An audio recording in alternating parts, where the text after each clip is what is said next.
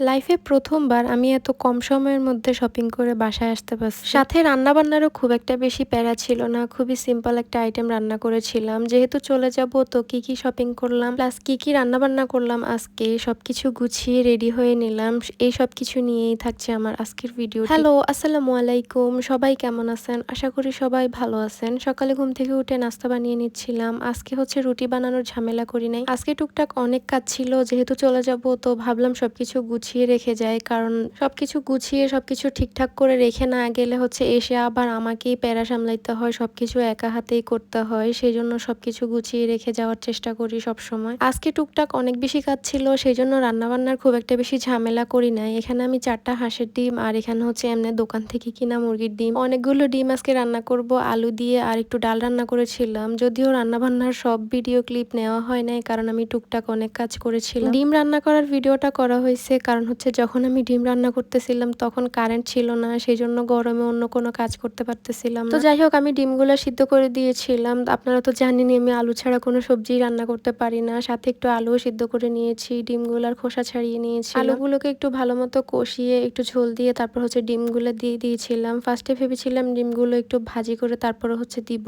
পরে ভাবলাম যে না, এমনিতেই দিই, কারণ হাতে সময় খুবই শর্ট ছিল, অনেক বেশি দেরি হয়ে যাচ্ছিল, সব কাজ একা একা করা অনেক বেশি ঝামেলার মনে হচ্ছিল। যাই হোক, রান্নাবান্নার ভিডিও আমি আর করি নাই, যদিও ভাত বসিয়ে দিয়ে আমি হচ্ছে অন্যান্য কাজ করেছিলাম। এরপর হচ্ছে দুপুর তখন 1টা বাজে মেবি, আমি হচ্ছে ছাদে গিয়েছিলাম জামা কাপড় আনতে। আপন আবার আমাকে গাছ থেকে আমটা পেড়ে দিয়েছিল। অনেকদিন যাবত আম খাইতে ইচ্ছা করতেছিল, বাট পাড়ার জন্য খেতে পারতেছিলাম না, অনেক বেশি আলসেমি। বাট এভাবে কাঁচা আম হচ্ছে লবণ মরিচ দিয়ে খেতে অনেক বেশি ভালো লাগে, তাই না? তো যাই হোক, দুপুরে ফ্রেশ হয়ে আমি তাড়াতাড়ি করে খেয়ে নিয়েছিলাম, কারণ খাওয়া দাওয়া শেষ করে আমি একটু বের হব। খাওয়া দাওয়া শেষ করার আগেই হচ্ছে ও এসে বসে রয়েছে, বলতেছে যে গাড়ি চলে আসছে, তাই তাড়াহুড়া করে রেডি হয়ে গিয়েছিলাম। অনেক আগেই হচ্ছে বের হয়ে গিয়েছি। সবসময় তো নিজের ফ্যামিলি প্লাস নিজের জন্যই কেনাকাটা করা হয়, জামাইয়ের জন্য কখনোই কেনাকাটা করা হয় না সেভাবে। তো আজকে হচ্ছে জামাইয়ের জন্য কেনাকাটা করতে যাচ্ছি বাজারে। পুরুষের মার্কেট আর পুরুষের কেনাকাটা বলে কথা, খুব একটা বেশি সময় লাগে না, অল্প কিছুক্ষণের মধ্যে আমার হচ্ছে সবকিছু কেনাকাটা হয়ে গিয়েছিল। আমার জামাইয়ের টুকটাক যা কিছু লাগবে আমি সবকিছুই নিয়ে নিয়েছিলাম, সাথে একটা পাঞ্জাবিও নিয়েছিলাম, কারণ দেখতেছিলাম যে পাঞ্জাবির কোয়ালিটিগুলো খুবই ভালো।